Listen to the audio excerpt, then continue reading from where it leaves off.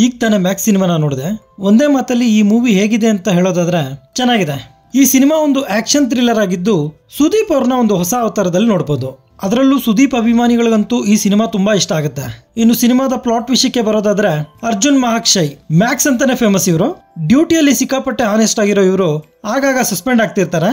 ಇವರ ಸಸ್ಪೆನ್ಷನ್ ನ ಮುಗಿಸಿ ಡ್ಯೂಟಿಗೆ ಜಾಯ್ನ್ ಆಗೋ ಹಿಂದಿನ ದಿನ ಇಬ್ಬರು ಪ್ರಭಾವಿ ರಾಜಕಾರಣಿಗಳ ಮಕ್ಕಳನ್ನ ಒಂದು ಕೇಸ್ನಲ್ಲಿ ಅರೆಸ್ಟ್ ಮಾಡ್ತಾರೆ. ಕ್ರಿಮಿನಲ್ ಬ್ಯಾಕ್ ಗ್ರೌಂಡ್ ಇಂದ ಬಂದಿರುವಂತ ಆ ಇಬ್ಬರ ರಾಜಕಾರಣಿಗಳ ಮಕ್ಕಳು ಇದ್ದಕ್ಕಿದ್ದಂತೆ ಸ್ಟೇಷನ್ ನಲ್ಲಿ ಸತ್ತೋಗ್ತಾರೆ. ಆ ನಂತರ ನಮ್ಮ ಮ್ಯಾಕ್ಸ್ ಆ ರಾಜಕಾರಣಿಗಳ ಕಡೆಯವರಿಂದ ತಮ್ಮ ಸ್ಟೇಷನ್ ಸಿಬ್ಬಂದಿಯನ್ನ ಯಾವ ರೀತಿ ಕಾಪಾಡ್ತಾರೆ ಅನ್ನೋದೇ ಈ ಸಿನಿಮಾದ ಆನ್ಲೈನ್ ಸ್ಟೋರಿ. ಸುದೀಪ್ ಅವರು ಇತ್ತೀಚಿನ ಇಂಟರ್ವ್ಯೂಗಳಲ್ಲಿ ಹೇಳಿಕೊಂಡಾಗೆ ಬ್ಯಾಕ್ ಟು ಬ್ಯಾಕ್ ಒಂದೆರಡು ದೊಡ್ಡ ಸಿನಿಮಾಗಳನ್ನ ತೆಗೆದ ನಂತರ ಯಾವ್ದಾದ್ರೂ ಒಂದು ಸಣ್ಣ ಸಿನಿಮಾ ಮಾಡಬೇಕು ಅಂತ ಕೈಗೆತ್ತಿಕೊಂಡ ಸಿನಿಮಾನೇ ಈ ಮ್ಯಾಕ್ಸ್. ಆದರೆ ಕಾರಣಾಂತರಗಳಿಂದ ಈ ಸಿನಿಮಾ ಕೂಡ ಸುಮಾರು 2 ವರ್ಷಗಳ ಕಾಲ ಟೈಮ್ ತಗೊಂಡಿರುತ್ತೆ. ಈ ಸಿನಿಮಾದ ಕತೆ ಒಂದು ರಾತ್ರಿ ನಡೆದ್ರೂ ಕೂಡ ಸಿನಿಮಾದ ಶೂಟಿಂಗ್ ಮಾತ್ರ ಸುಮಾರು 120 ದಿನಗಳ ಕಾಲ ತಗೊಂಡಿರುತ್ತೆ. ಈ ಸಿನಿಮಾದ ಸ್ಕ್ರೀನ್ ಪ್ಲೇ ರೇಸಿಯಾಗಿದ್ದು ಆಡಿಯನ್ಸ್ ನ ಎಲ್ಲೂ ಬೋರ್ ಹೊಡ್ಸಲ್ಲ. ಸಿನಿಮಾ ಸಾಗೋಷ್ಟೊತ್ತು ಮುಂದೇನಾಗುತ್ತೋ ಅನ್ನೋ ಕುತೂಹಲ ನಮ್ಮಲ್ಲಿರುತ್ತೆ. ಆಕ್ಷನ್ ಹಾಗೂ ಥ್ರಿಲ್ಲರ್ ಸಿನಿಮಾಗಳನ್ನ ಇಷ್ಟಪಡೋರು ಈ ಸಿನಿಮಾನ ಎಂಜಾಯ್ ಮಾಡ್ತಾರೆ. ಸುದೀಪ್ ಅವರು ಲೇಟ್ ಆಗಿ ಬಂದ್ರು ಕೂಡ ಒಂದೊಳ್ಳೆ ಕಮರ್ಷಿಯಲ್ ಸಿನಿಮಾದಿಂದ ಕಂಬ್ಯಾಕ್ ಮಾಡಿದ್ದಾರೆ. ಸುದೀಪ್ ಅವ್ರಿಗೆ ಈ ಸಿನಿಮಾದಲ್ಲಿ ಒಂದೆರಡು ಒಳ್ಳೆ ಎಲಿವೇಶನ್ ಸಿಕ್ಕಿದೆ. ಅದರಲ್ಲೂ ಆ ಜಾತ್ರೆ ಸೀಕ್ವೆನ್ಸ್ ಮಾತ್ರ ತುಂಬಾ ಎಂಜಾಯ್ ಮಾಡ್ತೀರಾ. ಈ ಸಿನಿಮಾನ ತಮಿಳಿನ ಪ್ರಖ್ಯಾತ ನಿರ್ಮಾಪಕರಾದ ಕಲೈಪುಲಿ ಎಸ್ತಾನು ಅವರು ಹಾಗೂ ನಮ್ಮ ಕಿಚ್ಚ ಸುದೀಪ್ ಅವರು ನಿರ್ಮಿಸಿರ್ತಾರೆ. ಈ ಸಿನಿಮಾಗೆ ಬೇಕಾದ ಬಜೆಟ್ ಅನ್ನ ಇವರಿಬ್ರು ಪ್ರೊವೈಡ್ ಮಾಡಿದ್ದಾರೆ. ಸಿನಿಮಾದ ಕತೆ ಕಂಪ್ಲೀಟ್ಲಿ ರಾತ್ರಿ ನಡೆಯೋದ್ರಿಂದ ಸಿನಿಮಾಟೋಗ್ರಫಿ ತುಂಬಾ ಇಂಪಾರ್ಟೆಂಟ್ ಆಗಿರುತ್ತೆ. ಶೇಖರ್ ಚಂದ್ರ ಅವರು ಈ ಸಿನಿಮಾದ ಸಿನಿಮಾಟೋಗ್ರಾಫರ್ ಆಗಿ ವರ್ಕ್ ಮಾಡಿದ್ದಾರೆ. ಈ ಸಿನಿಮಾದಲ್ಲಿ ಕತ್ತಲು ಬೆಳಕಿನ ಆಟನ ಇವರು ಚೆನ್ನಾಗಿ ಆಡಿದ್ದಾರೆ.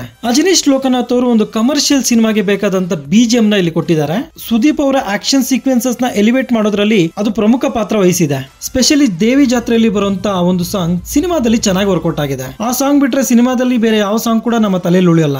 ಸಿನಿಮಾದಲ್ಲಿ ಫೈಟ್ಸ್ ತುಂಬಾ ಚೆನ್ನಾಗಿದ್ದು ಆಕ್ಷನ್ ಪ್ರಿಯರಿಗಂತೂ ಹಬ್ಬಾನೆ. ಸಿನಿಮಾದಲ್ಲಿ ಸುದೀಪ್ ಅವ್ರನ್ನ ಹೊರತುಪಡಿಸಿ ಇನ್ಯಾವ ಕ್ಯಾರೆಕ್ಟರ್ ಕೂಡ ಹೈಲೈಟ್ ಆಗಿಲ್ಲ. ಈ ಸಿನಿಮಾದಲ್ಲಿ ಸುನಿಲ್, ವರಲಕ್ಷ್ಮಿ ಶರತ್ ಕುಮಾರ್, ಉಗ್ರಂ ಮಂಜು ಹಾಗೂ ತಮಿಳಿನ ಹಿರಿಯ ನಟ ಇಳವರಸು ಅವರು ಆಕ್ಟ್ ಮಾಡಿರ್ತಾರೆ. ಈ 4 ಜನರು ಸಿನಿಮಾದಲ್ಲಿ ಅವರ ಪಾತ್ರಕ್ಕೆ ತಕ್ಕಂತೆ ಚೆನ್ನಾಗಿ ಅಭಿನಯಿಸಿದ್ದಾರೆ. ಈ ಸಿನಿಮಾನ ಡೈರೆಕ್ಟ್ ಮಾಡಿರೋದು ಡೆಬ್ಯೂಟೆಂಟ್ ಡೈರೆಕ್ಟರ್ ವಿಜಯ್ ಕಾರ್ತಿಕೇಯನ್ ಅವರು. ಈ ಸಿನಿಮಾ ನೋಡೋಷ್ಟೊತ್ತು ನಿಮ್ಗೆಲ್ಲೂ ಕೂಡ ಇದು ಇವರ ಮೊದಲ ಸಿನಿಮಾ ಅಂತ ಅನ್ಸೋದೇ ಇಲ್ಲ. ಅಷ್ಟು ಎಂಗೇಜಿಂಗ್ ಆಗಿ ತೆಗೆದಿದ್ದಾರೆ ಈ ಮೂವಿನ.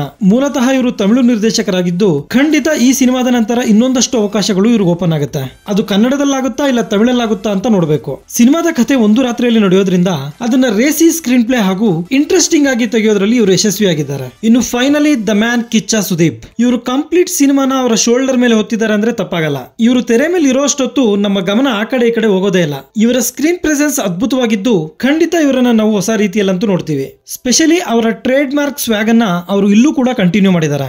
ಸಿನಿಮಾದಲ್ಲಿ ನೆಗೆಟಿವ್ ಅಂತ ಹೇಳೋದಾದ್ರೆ ಅಂತಹ ದೊಡ್ಡ ನೆಗೆಟಿವ್ ಏನು ಈ ಸಿನಿಮಾದಲ್ಲಿ ಇಲ್ಲ. ಆದ್ರೆ ಸಿನಿಮಾ ನೋಡಿದ್ಮೇಲೆ ಏನೋ ಕಮ್ಮಿ ಆಯ್ತು ಅನ್ನೋ ಒಂದು ಸಣ್ಣ ಡಿಸ್ಸಾಟಿಸ್ಫ್ಯಾಕ್ಷನ್ ಅಂತೂ ಇರುತ್ತೆ. ಒಂದು ರಾತ್ರಿಯಲ್ಲಿ ನಡೆಯೋ ಕಥೆ ಆಗಿರೋದ್ರಿಂದ ಇದಕ್ಕಿಂತ ಹೆಚ್ಚಾಗಿ ನಾವೇನು ಎಕ್ಸ್ಪೆಕ್ಟ್ ಮಾಡಕ್ಕಾಗಲ್ಲ.